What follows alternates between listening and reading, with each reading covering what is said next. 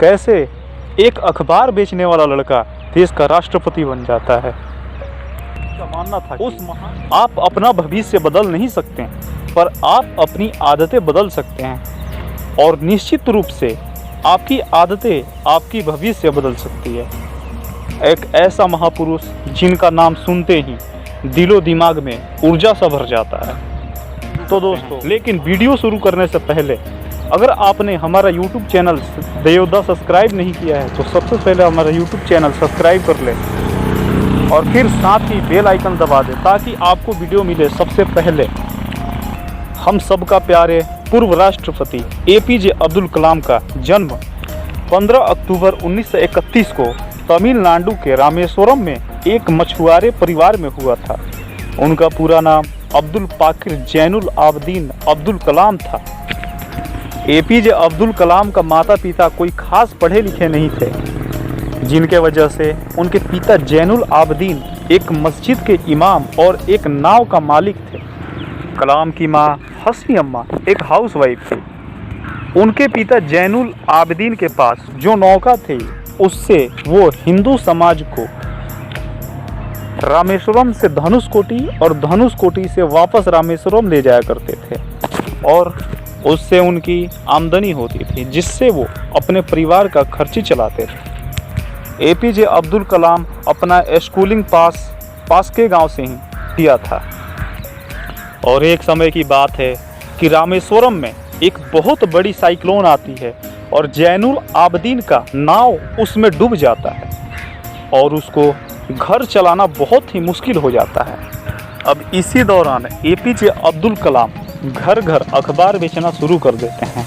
उस समय उनका उम्र मात्र 8 साल की थी, और इसी तरह मात्र 8 साल की उम्र में उनकी जीवन में संघर्ष की आनी शुरू हो गई थी।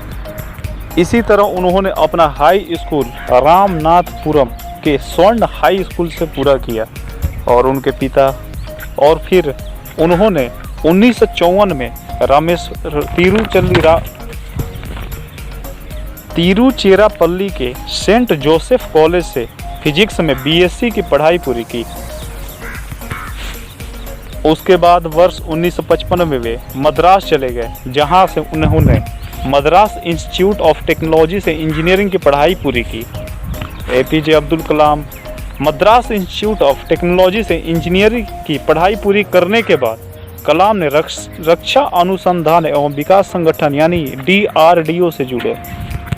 APJ अब्दुल कलाम ने अपने कैरियर की शुरुआत एक भारतीय सेना के एक छोटे से हेलीकॉप्टर का डिजाइन बनाकर किया। DRDO में APJ अब्दुल कलाम को उनके अपने काम से संतुष्टि नहीं मिल रही थी, क्योंकि उनको कुछ बड़ा प्रोजेक्ट पे काम करना था। कलाम पंडित जवाहरलाल नेहरू द्वारा गठित Indian national committee for space research के सदस्य भी बने थे। इसी दौरान उन्हें प्रसिद्ध अंतरिक्ष वैज्ञानिक विक्रम साराभाई के साथ कार्य करने की अवसर मिलती। वर्ष 1962 में उनका स्थानांतरण भारतीय अंतरिक्ष अनुसंधान संगठन यानी ISRO में हुआ। यहाँ कलाम को भारत के सैटेलाइट लॉन्च व्हीकल परियोजना के निर्देशक के तौर पर नियुक्त किया गया था। इसी परियोजना की सफलता के परिणाम स्वरूप भारत का प्रथम उपग्रह रोहिणी पृथ्वी की कक्षा में वर्ष 1980 में स्थापित किया गया। ISRO में शामिल होना कलाम की जिंदगी का सबसे अहम मोड़ था। यहाँ उन्होंने सफलतापूर्वक कई उपग्रह कक्ष पर परियोजना में अपनी भूमिका निभाई। 1963 से 64 के दौरान उन्होंने अमेरिका के अंतरिक्ष संगठन NASA का भी यात्रा की। परमाणु वैज्ञानिक राजा रमन, जिनके देख रेख में भारत ने पहला परमाणु किया, उसने 1974 में पोखरण में परमाणु परीक्षण देखने के लिए कलाम को भी बुलाया था।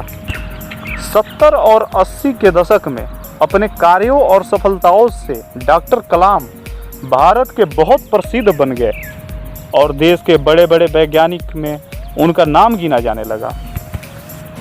उनकी मेहनत और लगन देख तत्कालीन प्रधानमंत्री इंदिरा गांधी ने अपने कैबिनेट के मंजूरी के बिना ही उन्हें कुछ गुप्त परियोजना पर कार्य करने का अनुमति दे दी। भारत को बैलिस्टिक मिसाइल और लॉन्चिंग टेक्नोलॉजी में आत्मनिर्भर बनाने का कारण ही एपीजे अब्दुल कलाम का नाम मिसाइल मैन पड़ा।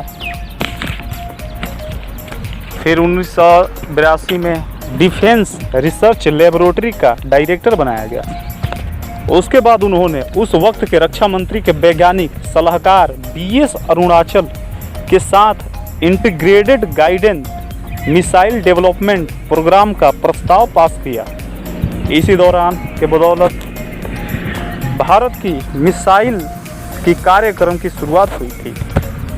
वे जुलाई 1992 से दिसंबर 1999 के बीच रक्षा मंत्री के वैज्ञानिक सलाहकार और रक्षा अनुसंधान और विकास विभाग के सचिव रहे। कलाम की देखरेख में भारत ने 1998 में पोखरण में अपना दूसरा सफल परमाणु परीक्षण किया और परमाणु शक्ति से संपन्न रोशनों की सूची में भारत शामिल हुआ। एक रक्षा वैज्ञानिक के तौर पर उनकी उपलब्धियां और प्रसिद्धि के मद्देनजर एनडीए की गठबंधन सरकार ने उन्हें वर्ष 2002 में राष्ट्रपति पद का उम्मीदवार बनाया।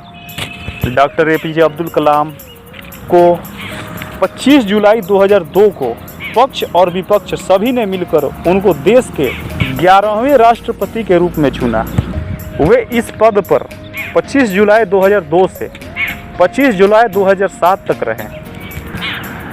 वे इस पद पर राष्ट्रपति रहते हुए देश के आम जनता के बीच उन्होंने अपनी एक खास पहचान बनाई। राष्ट्रपति पद पर रहते हुए उन्होंने आम जनता को राष्ट्रपति भवन तक उनकी पहुंच बनाई। फिर उन्हें 1981 में पद्म भूषण, 1990 में पद्म विभूषण, 1997 में देश के सर्वोच्च नागरिक सम्मान भारत रत्न से सम्मानित किया गया। डॉक्टर एपीजे अब्दुल कलाम का कहना था कि लोग मुझे बतौर शिक्षक के रूप में जाने तो अच्छा। एपीजे अब्दुल कलाम को पढ़ने और पढ़ाने का और किताब लिखने का बहुत शौक था। 27 जुलाई 2015 को भारतीय प्रबंधन संस्थान शिलांग के अध्यापक कार्य के दौरान उन्हें दिल का दौरा पड़ा, जिसके बाद करोड़ों लोगों के प्रिय और चहेते डॉक्टर अब्दुल कलाम इस दुनिया को अलविदा कह गए। भले ही आज वो हम सब के बीच न हो, लेकिन उनके द्वारा की गई बलिदान और त्याग हम सब कभी नहीं भूल पाएंगे। एपीजे अब्दुल कलाम ने अपने जीवन में अपने लिए कुछ नहीं किया। उनका कहना था कि आप अपने बारे में ना सोचो, देश के बारे में सोचो तो बेहतर होगा, आने वाला कल सुधरेगा। और तो दोस्तों, कैसी लगी आज की वीडियो